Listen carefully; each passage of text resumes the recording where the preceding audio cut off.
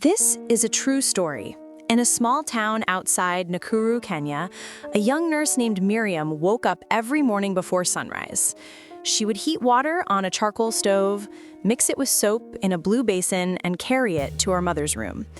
The air always smelled faintly of Dettol and sorrow. Her mother, Joyce, used to be a strong market woman famous for her laughter that echoed through the village. But lately, that laughter had grown weak, broken by the pain spreading through her chest.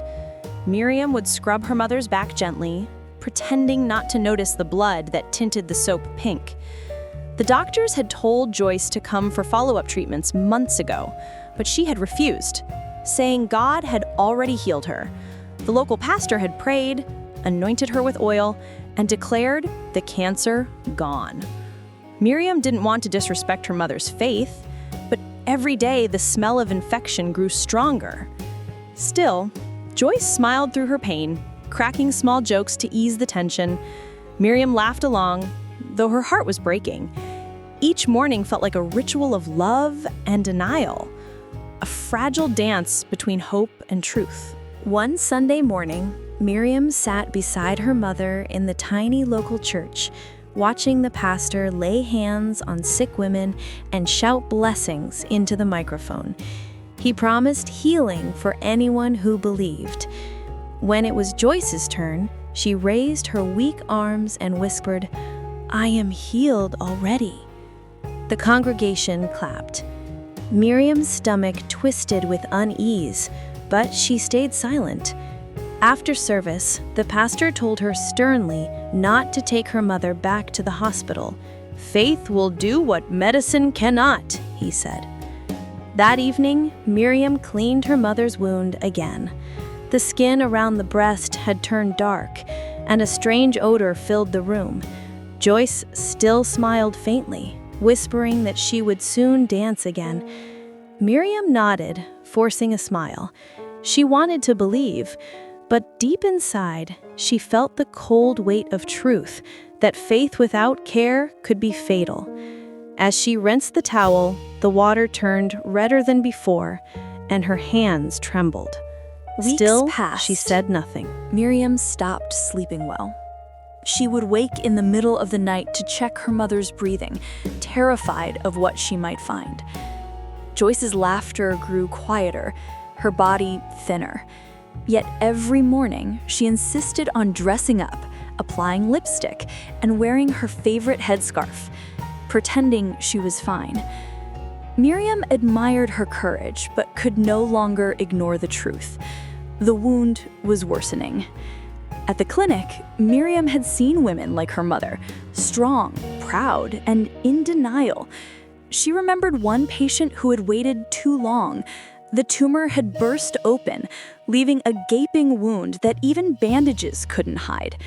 That memory haunted her, but she couldn't force Joyce to go back to the hospital, not when the pastor kept visiting, bringing olive oil and false hope. So Miriam kept washing, praying silently, and hiding her fear behind the scent of antiseptic.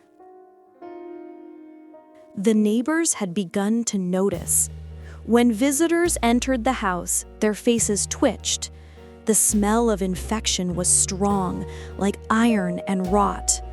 Joyce laughed it off, saying it was the medicine's fault. But Miriam knew better. One evening, as she undressed her mother for washing, the skin beneath her breast peeled slightly, and blood oozed out. Joyce winced, but quickly made a joke about needing new breasts for heaven. Miriam froze, tears threatening to fall. That night, she cleaned the sheets in silence, scrubbing hard, as if she could wash away death itself. She wanted to scream, but instead, she hummed softly, the same lullaby her mother used to sing to her. She didn't know that within days, the wound would tear open completely. For now, she clung to the routine: soap, water, laughter, denial. It happened at midnight. Miriam was asleep when she heard her mother cry out, a sound so sharp it sliced through the night. She ran into the room and froze. The bedsheet was soaked in blood. Joyce clutched her chest, gasping, eyes wide with terror. The tumor had burst. The air filled with the thick, metallic smell of blood. Miriam grabbed a towel, pressing hard to stop the flow, but it only spread faster. Panic took over. She wrapped her mother in a blanket, carried her into the old car outside, and drove through the dark streets toward the hospital. Her hands shook on the wheel, her face wet with tears. Joyce tried to speak, maybe a prayer, maybe a goodbye, but her voice was weak. When they arrived, the nurses rushed to help, but Miriam could see it in their faces. It was too late. The hospital room was quiet, except for the steady beep of a monitor. Joyce lay there, her breathing shallow. Miriam sat beside her, holding her hand tightly. The doctors had done their best, but the infection had spread. Joyce turned her head slowly, forcing a faint smile. "Don't cry, my nurse," she whispered. "You've done more than medicine ever could." Miriam sobbed quietly, unable to speak. Moments later, Joyce's grip loosened. Her hand fell still. The monitor went silent. Miriam felt a strange calm, as if time had stopped. She pressed her forehead to her mother's hand and whispered the words she never dared say before. "I love you, Mama." The hospital room was quiet, except for the steady beep of a monitor. Joyce lay there, her breathing shallow. Miriam sat beside her, holding her hand tightly. The doctors had done their best, but the infection had spread. Joyce turned her head slowly, forcing a faint smile. "Don't cry, my nurse," she whispered. "You've done more than medicine ever could." Miriam sobbed quietly, unable to speak. Moments later, Joyce's grip loosened. Her hand fell still. The monitor went silent.